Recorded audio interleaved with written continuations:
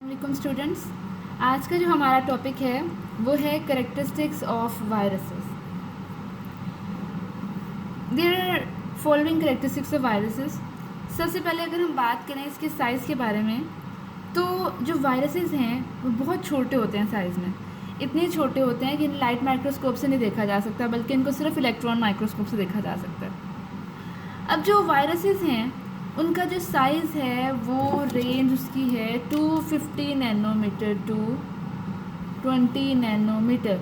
यानी कि अगर हम बात करें कि जो सबसे लार्जेस्ट वायरस है उसका साइज़ 250 नैनोमीटर है और जो स्मॉलेस्ट वायरस है 20 नैनोमीटर है। यहाँ अगर हम बात करें, अब ये जो आपकी बुक्स हैं एफएससी की, ये पुरानी है। अब अगर हम इंटरनेट पर जाकर स्टडी करें तो रिसर्च करें तो हमें पता चलता है कि इससे भी छोटे साइज़ के जो वायरसेस हैं वो डिस्कवर हो चुके हैं। आपकी बुक में जब आप आगे पढ़ेंगे सम वायरल डिजीज़ वाला इस चैप्टर में एक टॉपिक है, उसमें लिखा हुआ है कि पोलियो वायरस जो है वो स्मॉलेस्ट नोन वायरस है, लेकिन पोलियो वायरस का जो साइज़ है वो है 30 नैनोमीटर। और हम यहाँ बात कर रहे हैं, जब वायरस के साइज़ की रेंज की बात कर रहे हैं तो हम ये कह रहे हैं कि वायरसेस का जो साइज़ है वो 250 नैनोमीटर से 20 नैनोमीटर तक जो है वो वेरी करता है। ठीक है। पॉक्स वायरस जो है वो क्या है, वो है स्मॉल पॉक्स कॉजिंग वायरस। और अगर पार्वो वायरस की बात करें तो ये क्या है, ये है क्रोनिक अनीमिया कॉज करने वाला वायरस। अनीमिया क्या होता है? अनीमिया कहते हैं ब्लड की कमी को। ब्लड की कमी को जो कॉज करने वाला वायरस है उसका नाम है पार्वो वायरस। ये जो वायरसेस होते हैं ये बेसिकली 10 to 1000 टाइम्स स्मॉलर होते हैं बैक्टीरिया से। तो वो फिल्टर जिससे बैक्टीरिया पास नहीं कर सकते, मतलब जिनके स्मॉल पोर्स होते हैं उन फिल्टर्स के, ये जो वायरसेस हैं अपने बहुत छोटे साइज़ की वजह से उन फिल्टर से भी पास कर जाते हैं। अगली बात आती है कि वायरसेस जो हैं वो that can not grow on artificial media. Viruses कभी भी आर्टिफिशियल मीडिया पे ग्रो नहीं कर सकते। उन्हें कोई, जैसे कि उन्हें लिविंग होस्ट चाहिए रिप्रोड्यूस करने के लिए, जैसे कि कोई एनिमल, कोई प्लांट या कोई लिविंग ऑर्गेनिज्म चाहिए। अब अगर हम बात करें इसकी डिवीजन की, तो हम कहते हैं कि वायरसेस जो हैं वो रिप्रोड्यूस करते हैं बाय रेप्लिकेशन। रेप्लिकेशन किसे कहते हैं?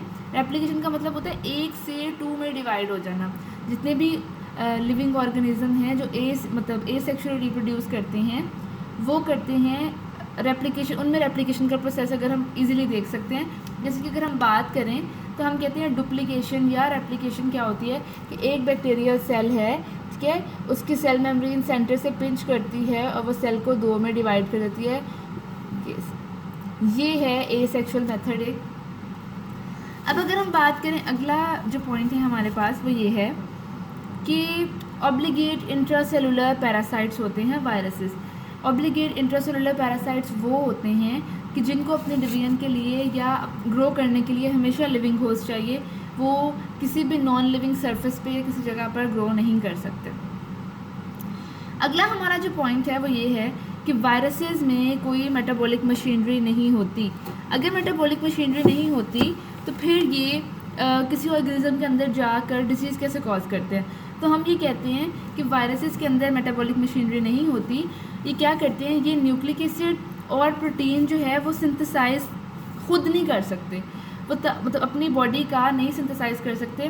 वो क्या करते हैं, वो जिस लिविंग होस्ट पर डिपेंड कर रहे होते हैं उस लिविंग होस्ट से जो है न्यूक्लिक एसिड और प्रोटीन लेते हैं और अपना जो बॉडी स्ट्रक्चर है उसको बनाते हैं। जो नेक्स्ट इसका कैरेक्टर है वो ये है कि वायरसेस में cause disease in host cell during reproduction. जब वायरसेस रिप्रोड्यूस हो सकते हैं by the process of replication, तो जब ये किसी होस्ट ऑर्गेनिज्म के अंदर होंगे, जाहिर है, क्योंकि वैसे तो ये डिवाइड कर नहीं सकते। जब उनको कोई होस्ट सेल मिलता है, लिविंग होस्ट सेल, तब वो डिवाइड करते हैं। जब वो किसी होस्ट सेल के अंदर होते हैं तो वहाँ पर डिजीज़ भी कॉज कर सकते हैं। वायरसेस हमेशा डिजीज़ कॉज नहीं करते, लेकिन कभी कभी ऐसा होता है, मतलब सारे वायरसेस जो हैं वो डिज़ीज़ कॉजिंग होते हैं, लेकिन सारे वायरसेस हर वक्त, मतलब हर बार डिज़ीज़ कॉज नहीं करते। हो सकता है जो किसी होस्ट सेल में जाएँ तो ये डिज़ीज़ कॉज कर दें। Next point is viruses are resistant to antibiotics. Anti means against, biotic means life. लेकिन जो एंटीबायोटिक्स होती हैं वो बेसिकली फंजाई या स्पेसिफिकली बैक्टीरिया के अगेंस्ट यूज़ होती हैं। तो ये जो वायरसेस होते हैं इन पर कोई असर नहीं होता किसी भी एंटीबायोटिक का, यानी कि पेनिसिलिन जैसे कि स्ट्रेप्टोमाइसिन और बहुत सारी अदर जो हैं टेट्रामाइसिन हमारे पास एंटीबायोटिक्स हैं, उन एंटीबायोटिक से रेजिस्टेंट होता है वायरस, उस एंटीबायोटिक का कोई इफेक्ट नहीं होता वायरस पर। आज हमने पढ़े हैं बेसिक स्ट्रक्चर जो कैरेक्टरिस्टिक्स ऑफ वायरसेस। ये जो कैरेक्टर्स हैं ये बहुत एग्जाम्स पॉइंट ऑफ व्यू से बहुत इंपॉर्टेंट है, अक्सर लॉन्ग में भी आते हैं, इसमें से शॉर्ट क्वेश्चंस भी आते हैं पेपर में।